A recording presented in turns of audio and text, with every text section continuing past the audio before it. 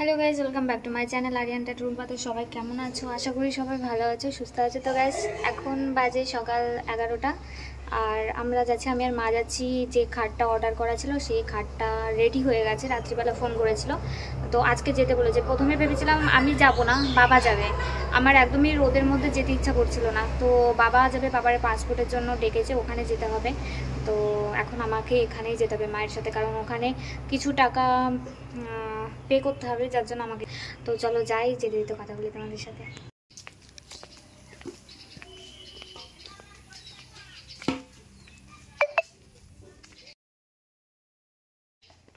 এখনো আসেনি, আসছে মনে হয়।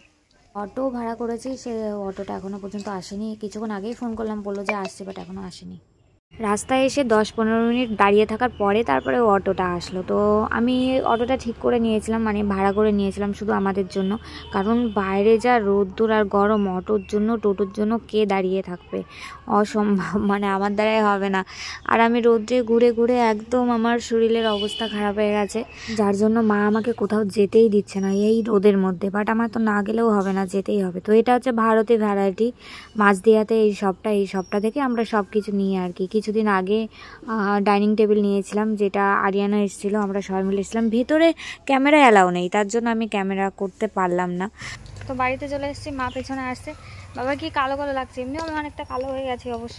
তো খাট একটু পরে পাঠিয়ে দেবে, আজকে বলছিল পাঠাবে না, কালকে পাঠাবে। বাট আমি কালকে বাড়িতে থাকবো না, তার জন্য বললাম যে আজকে পাঠানোর চেষ্টা করতে। তো একটু পরেই পাঠাবে, আসলে দেখাবো।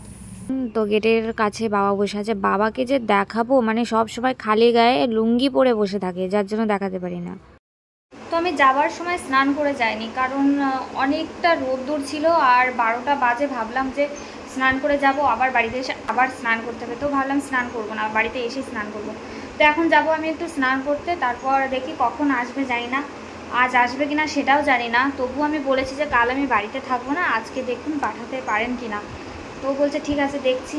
তো চল আমি ঝটপট স্নান করে আসি, তারপর এসে তোমাদের সাথে আবার কথা বলছি। অনেকটা টাইম হয়ে গেছে, আমি স্নান করে চলে এসেছি উপরে। এসে একটু এডিট বাকি ছিল, সেই এডিটগুলো করছিলাম আর ভিডিওগুলো ছাড়ছিলাম। তো এখন যাবো নিচে, কিছু খেতে যাব, ভীষণ খিদে পেয়েছে, সেই সকালবেলা খেয়েছি। তো চলো কিছু খেয়ে আসি।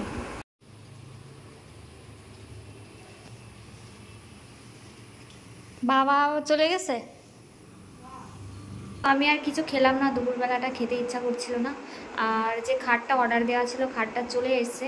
আমি এদিকে একটু রেডি হচ্ছিলাম শ্যুট করবো বলে। তো রেডি অলরেডি হয়ে গেছে, আমি পুরো মুখটা মানে কমপ্লিট হয়ে গেছে। এখন শুধু শ্যুট করার পালা। আমিও শ্যুট করবো, সোমাও শ্যুট করবে। তো ভাবলাম আগে খাটটা এনে দেখি কি করে, সেট করবে কিনা আজকে জানি না। যদি করে তাহলে তো খুবই ভালো হয়। তো চলো দেখি, নিচে যাই, দেখি কি আমার দাঁড়ায় দাঁড়ায় পাহারা দেয়।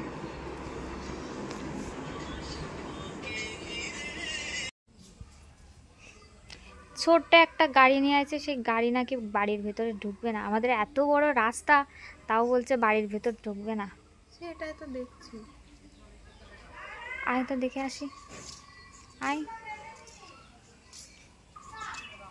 কত বড় রাস্তা, তাও বলছে গাড়ি নাকি ঢুকবে না। মা ওই যে দাঁড়িয়ে আছে।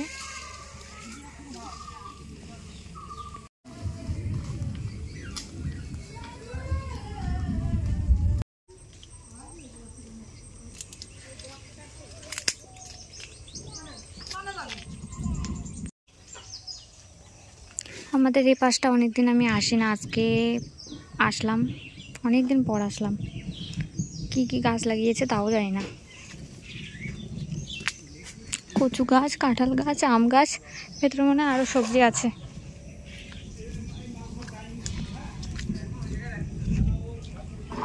আজকে কাজ করছে,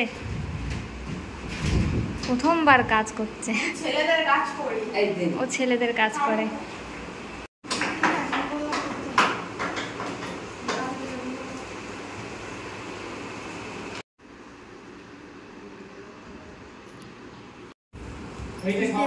ওটা সরাতে হবে, কুটে যা। ভালো লাগছে। হ্যাঁ, মা তাহলে কাপড়টা ঠিক করলো। আমার মা বাবা দুজনেই ক্যামেরার সামনে আসতে চায় না। তোমরা অনেকেই বলেছো যে মা বাবাকে দেখলাম না, দেখাও না। তো মা বাবা ক্যামেরার সামনে একদমই আসতে চায় না, লজ্জা পায়, ভীষণ লজ্জা পায়। তো এখানে এই যে আমি দাঁড়িয়ে আছি আরিয়ানের ফটোটা হাতে নিয়ে, কারণ ফটোটা যদি আমি যেখানে সেখানে রাখলে যদি ভেঙে যায় পারবো না, কারণ এখন বাজে 5টা থেকে 6টা বাজতে আছে, কারণ রোদটা চলে গেছে আর সন্ধ্যা হয়ে আসছে। তারপর আমাকে যেতে হবে একটু মার্কেটে একটু দরকার আছে, বোনকে নিয়ে যেতে হবে। তো আজ হবে না ঠিক করা। ওই যে মা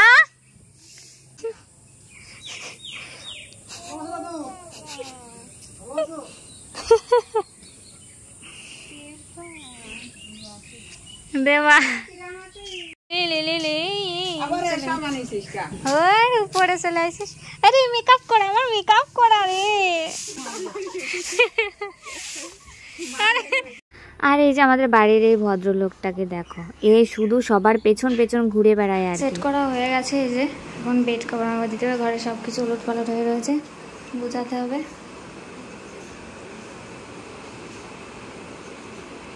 আমি তো লেগে যাবে।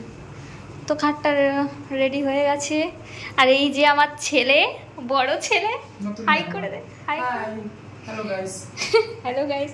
তো এটা কিন্তু আমার ছেলে, হ্যাঁ এটা আমার ছেলের জন্য একটা বৌমা খুঁজছি। তো তোমাদের কাছে যদি থাকে জানাশোনা কোনো মেয়ে তাহলে বলো, হ্যাঁ আমাকে কমেন্ট করে জানিও।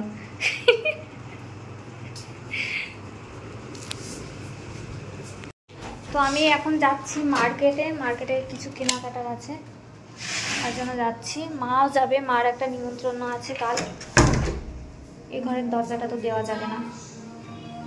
তো নিচে সবাই বসে টিভি দেখছে। এখানে ঠাম্মি সন্ধ্যা হলে একটু কীর্তন দেখে, মাও তাই দেখে। আর এটা কিন্তু আমার দিদির ছেলে দেবাশিস, আমার দিদির ছেলে। তোমরা লাস্ট ভিডিও দেখবে আরিয়ানের সাথে আমি শান্তিপুরে গেছিলাম, শান্তিপুরে এদের বাড়িতে গেছিলাম, এই দিদিদের বাড়িতে গেছিলাম, ওর বাড়িটা শান্তিপুরে। তো ও বাড়িতে চলে যাবে, থাকবে না। আমি বললাম যে তাহলে আমাকে বাইকে করে আমাদেরকে মার্কেট পর্যন্ত নিয়ে চল। তো ওর সাথে যে মার্কেটে চলেও এসেছি। আর এখানে এসে আমার নাকের একটা ছিল সানিয়া, সেটা বড় ছিল, সেটা কেটে আমি ছোট করার জন্য এসেছি। তারপর বোন যাবে পার্লারে। আর এই যে দেবাইয়ের জন্য কিন্তু একটা মেয়ে চাই, ঠিক আছে? তোমরা দেখো কিন্তু অবশ্যই কমেন্ট করে জানাবে কোনো মেয়ে থাকলে, মানে আমার ছেলের জন্য বৌমা চাই। আর ও থাকে বাইরে, মনে হয় গুজরাটে থাকে। আমি খুব একটা ভালো জানি না, কারণ বেশি তো কথা হয় না ফোনে, কম কথা হয়। আর আমি এমনি একটু মানে ফোনে কম কথা বলি সবার সাথেই। তো ও একজন ডক্টর, তো বাইরে, আর বাড়িতে এসছে, পুজো পর্যন্ত থাকবে। তারপরে যাচ্ছি কাকিমার পার্লারে, সোমা আইব্রো করবে। তো আমিও একটু করব ভাবছি। কালকে আবার বেরোনোর আছে, কাল একটু যাব কলকাতাতে যাব। তো যাওয়ার আগে আমি তোমাদেরকে ভয়েস দিয়ে দেবো আমি কোথায় যাব, কারণ তোমরা অনেকেই বলেছো, কমেন্ট করে জানিয়েছো যে দিদি আসার আগে একটু জানিয়ে দেবে। তো আমি যাওয়ার আগে অবশ্যই জানিয়ে দেবো। তো চলো যাই, এখন দেখি ভেতরে। যা বসি, বললো আগে করে নি। যদি আমরা না আসতাম তাহলে কি করতো? ফালতু ফালতু আইছে। কি বলছে?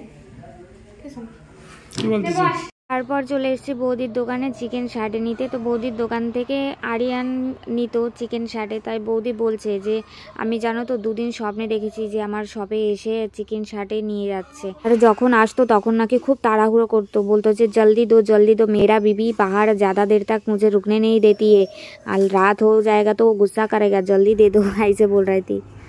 তো গাইজ অনেকটা টাইম হয়ে গেছে, আমি বাড়িতে এসেছি। আর বাড়িতে এসে এখনও অবধি ড্রেস চেঞ্জ করিনি, কারণ আমি একটু লাইভে গেছিলাম, ফেসবুক লাইভে গেছিলাম। 1 সপ্তাহ 2 সপ্তাহ পরই ফেসবুক লাইভে যায় আর কি। তো আজকে গেছিলাম, ভালো লাগছিল না, মানে একা একা বসে বসে ভালো লাগছিল না। ভাবলাম একটু যাই লাইভে গিয়ে কথা বলে আসি। তো এখন আমি একটু চেঞ্জ করব। তো রাতের খাবার এখনও পর্যন্ত হয়নি, রাত্রিবেলাটা ভাবছি খাবো না, খেতে ইচ্ছা করছে না, ভালো লাগছে না খেতে। আমার রাত্রিবেলাটা একদম খেতে ইচ্ছা করে না, জানি না কেন খেতে ইচ্ছা করে না। তো চলো আমি ফ্রেশ হয়ে আবার আসছি তোমাদের সাথে কথা বলতে। আমি চেঞ্জ করে নিয়েছি, আর আমি এত কালো হয়ে গেছি, রোদ্রে ঘুরে ঘুরে এত কালো হয়ে গেছি মানে বলার মতো নেই। তো কিছুদিন ভাবছি বাইরের শ্যুটটা ক্যান্সেল করব, বাড়ির মধ্যেই শ্যুট করব, বাড়িতে যেটুকু হবে সেটুকুতেই ঠিক আছে। মাও ভীষণ বকছে, কারণ আমি অনেকটা কালো হয়ে গেছি আগের থেকে, এই রোদের ঘুরে ঘুরে মানে কালো হয়ে গেছে। তো গাইজ আজকের ব্লগটা আমি এখানে এন্ড করছি। কেমন লাগলো তোমরা প্লিজ কমেন্ট করে জানিও, ভালো লাগলে লাইক করে দিও, শেয়ার করে দিও। নেক্সট ব্লগ নিয়ে আবার আসবো খুব তাড়াতাড়ি। তো ততক্ষণে সবাই খুব ভালো থেকো, সুস্থ থেকো। Tata, good night.